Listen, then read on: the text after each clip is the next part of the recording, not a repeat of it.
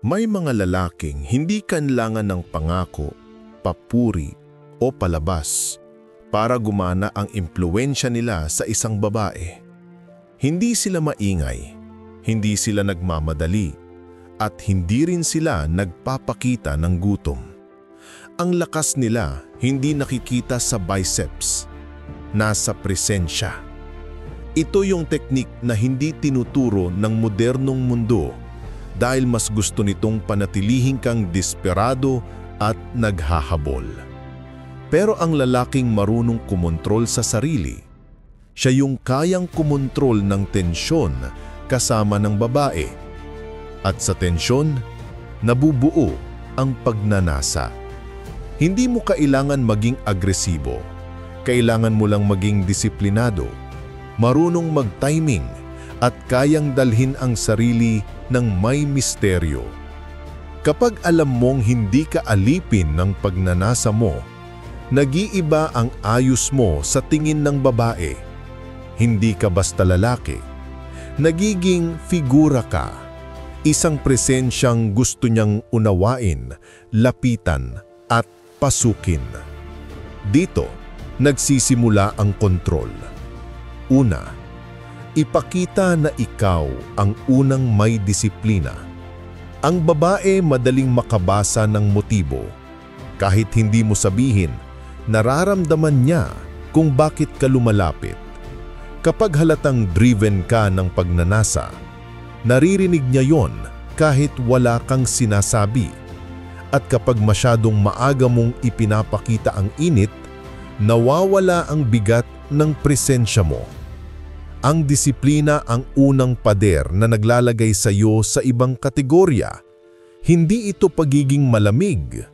Ito yung kakayahang hindi agad mag-react, hindi agad ma-excite, hindi agad matalo ng sariling impulse. At sa sandaling mapansin niya to, iba ang tingin niya sa'yo. Tahimik kang confident. Hindi ka nanginginig sa opportunity. Hindi ka naghahabol ng moment. Hindi ka nag-fish ng validation. Kapag may sinabi siyang seductive, hindi ka natatawa ng pilit or naapektuhan ka agad. Kapag maganda ang suot niya, hindi ka nagiging obvious fan. Hindi mo sinasabi pero pinararamdam mo, ako ang may hawak sa sarili ko. Kapag kaya mang kontrolin ang sarili, nagiging madali para sa babae na irespeto ang presensya mo. At kapag may respeto, saka sumusunod ang curiosity. At kapag may curiosity, doon na umiinit ang pagnanasa. Pangalawa, panatilihing malalim at tahimik ang enerhiya mo. Hindi mo kailangan ng maraming salita para maging malakas. Ang enerhiya mo ang main signal. Kapag sobrang animated, sobrang excited, o sobrang expressive mo kaagad, nawawala ang mystery. At sa attraction, mystery ang gasolina. Maglakad na parang alam mong hindi mo kailangang ipaliwanag ang sarili. Makipag-usap na parang hindi mo kailangang patunayan na karapat-dapat ka. Kapag nagsasalita ka, mabagal, malinaw, at hindi reactive. Kapag tumingin ka, hindi para patunayan ng tapang mo, kundi para ipakita na present ka at aware sa sarili mo. Ang ganitong presensya, hindi pangkaraniwan. Nakakapagpa-activate ito ng primitive instincts sa babae. She starts wondering why you're calm. Bakit hindi ka nagmamadali? Bakit hindi ka nagbubukas ng kwento mo agad? Bakit parang may itinatago kang mundo? Hindi mo siya tinataboy, hindi ka rin lumalapit ng sobra, pero hindi ka madaling basahin. At yan ang pinaka-dangerous form ng attraction. Kung gaano ka kalalim, ganun siya mag-iisip. At kapag nag-iisip siya tungkol sa iyo, nagsisimula ang tension. Pangatlo, alisin ang pagmamadali at hayaan siyang maunang magpakita ng hina. Hindi mo kontrolado ang pagnanasa ng babae kung ikaw ang laging nauuna. Kapag ikaw ang sabik, ikaw ang talo. Kapag ikaw ang nag-a-adjust, nawawala ang frame mo. Ang sekreto, hayaan mo siyang maunang magpakita ng interest. Kahit maliit lang, kahit subtle, kahit isang tanong, isang sulyap, o isang simpleng paglapit. Hindi mo siya dinededma, pero hindi ka rin nauuna sa emosyon. Kapag hindi ka nagmamadali, napapaisip siya, bakit hindi siya gaya ng iba? Kapag hindi agad napapasayaw ng motibo niya, nagkakaroon siya ng urge na subukang basagin ang tahimik mong pader. Sa bawat segundo na hindi ka nagre-react, nararamdaman niya ang presence mo. Pero hindi mo siya tinitingnan bilang prize. Hindi ka humahabol ng moment para makakuha ng atensyon. Hinahayaan mong natural na mag-init ang connection dahil ikaw ang may hawak ng pacing. At sa pacing, doon ka nagkakaroon ng advantage. Pang-apat, gamitin ang limitadong atensyon para lumakas ang presensya mo. Sa psychology ng attraction, scarcity creates desire. Kapag ang attention mo ay hindi basta-basta, nagiging valuable ito. Hindi mo siya binabahan ng chats, hindi mo siya inaabangan online, hindi mo binabato ng compliments kada oras. Ang ginagawa mo, pumipili ka ng moment. Kapag nagbigay ka ng atensyon, controlled, hindi sobra, hindi kulang, just enough para maramdaman niyang present ka, pero hindi ka nakahook. Kapag ganyan ka, dalawang bagay ang nangyayari sa babae. Una, nararamdaman niyang may sarili kang buhay. Pangalawa, nararamdaman niyang gusto niyang maging parte noon. At ang pinakamalakas mong weapon, yung atensyon na hindi daily supply. Kapag minsan ka lang pero quality, mas nag-iiwan ng marka kaysa sa lalaking available 24/7. Panglima, maging kalma kapag siya ang nagpapainit. Kapag nagpapakita na siya ng flirtation o init, maraming lalaki ang agad na sumusunod sa emosyon. Pero ang tunay na mastery ay hindi basta tumatalon sa urge. Ang kalmadong lalaki ay nakaupo sa sariling kontrol. Hindi siya natutulala, hindi siya nasasabig agad, at hindi rin nagpapakita ng desperasyon. Kapag tumatawa o nagkukwento siya ng seductive na paraan, kaya mong ngumiti lang ng bahagya o gumawa ng subtle eye contact. Hindi mo kailangang ipakita na ikaw ay emotionally affected. Ang babae ay instinctively nakaka-feel kung sino ang reactive at sino ang grounded. Kapag kalmado ka, nagiging magnetic ka. Ang tension ay unti-unting tumataas habang siya ang naglalabas ng emosyon at ikaw ang nagkokontrol ng pacing. Ang kalmadong presensya ay nagbibigay ng illusion ng power. Parang ikaw ang may hawak ng eksena kahit siya ang nagpapakita ng interest. Hindi mo siya pinipigilan pero hindi ka rin sumusunod. Ang babae ay nagiging curious. Bakit hindi siya ganoon tulad ng iba? Sa simpleng control na ito, ang init niya ay nagiging gasolina para sa pagnanasa at hindi isang bagay na ginagamit para tanggalin ang sarili mong presensya. Pang-anim, mag-iwan ng tension sa bawat interaction. Tension ang nagdadala ng attraction. Kapag predictable o sobra ang ibinibigay mo, nawawala ang intensity. Ang lalaki na may mastery ay hindi agad nagbubuhos ng atensyon.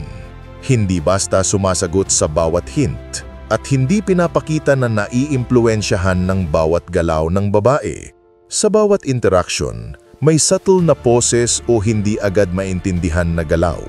Ang mga maliliit na moments na ito, eye contact, bahagyang pause sa salita, o controlled na body language ay nagbubuo ng anticipation. Ang babae ay instinctively napapasok sa mental game mo. Sinusubok niyang basahin ka at doon nagsisimula ang curiosity. Hindi ito pagiging cold, ito ay control. Hindi mo sinasadya na i-reject siya, pero hindi ka rin basta sumusunod sa cues. Ang tension ay nagpapalakas sa bawat encounter. Sa bawat pause, nag-iisip siya kung bakit hindi ka basta-basta nababasa. At sa bawat tanong sa kanyang isip, nagiging mas matindi ang pagnanasa. Ang lalaki na may ganitong mastery ay hindi kailangang pilitin ang anumang bagay. Ang tension mismo ang gumagawa ng trabaho para sa kanya. Lumilika ng attraction na hindi madaling mawala. Pangpito, panatilihin ang emotional independence. Ang pinaka-powerful na attractor ay lalaking hindi dependent sa babae para sa validation. Kapag naramdaman niyang kailangan mo siya para kumpleto ka, nawawala ang magnetism mo. Pero kapag nakikita niyang may sariling mundo ka, may goals, may routine, may standard, nagiging rare ka sa kanyang mata. Hindi ka reactive sa mood o galaw niya. Kapag may hindi malinaw sa interaction, hindi ka nag-overthink. Kapag may temptation, hindi ka basta naaapektuhan. Ang independency mo ay nagpapakita ng stability at self-respect. At ito ang pinakamalakas na emotional attractor. Kapag may distansya, hindi ka natataranta. Kapag may challenge, hindi ka humahabol. Pinaparamdam mo sa babae na ikaw ay choice-driven, hindi need-driven. Ang presence mo ay nagiging isang subtle but powerful signal. Ikaw ang may control sa sarili mo at ito ang dahilan kung bakit siya mas nagiging invested.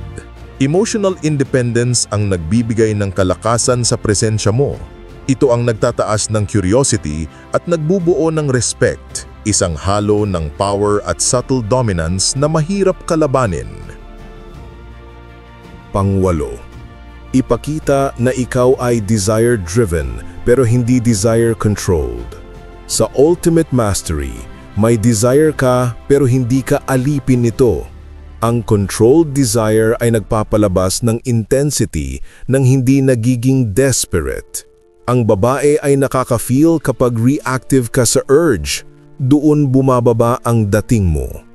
Controlled desire ay nagpapakita ng awareness at restraint. Nakikita ng babae na may gusto ka pero kaya mong i-hold ang sarili mo. Ang halo ng subtle tension at composed control ay nagbubuo ng curiosity. Gusto niyang subukan, gusto niyang malaman kung hanggang saan ka pupunta. Sa practical terms, kapag may flirt or intimate vibe, hindi ka agad sumusunod. Subtle smile, controlled eye contact, bahagyang pause, lahat ng iyon ay nagpapakita ng mastery. Hindi mo hinahayaan ang init ng moment na diktahan ang sarili. Ang lalaki na desire-driven pero hindi desire-controlled ay rare. Nagbibigay siya ng signal, aware sa nararamdaman, pero may self-mastery. Ang babae ay napapasok sa mental game, nagiging curious at mas gusto niyang subukan ang limit ng access niya sa iyo. Ito ang peak ng attraction, kombinasyon ng self-control, mystery, subtle challenge at psychological pull. Kapag na-master mo ito, hindi ka lang lalaki na gusto niyang makasama.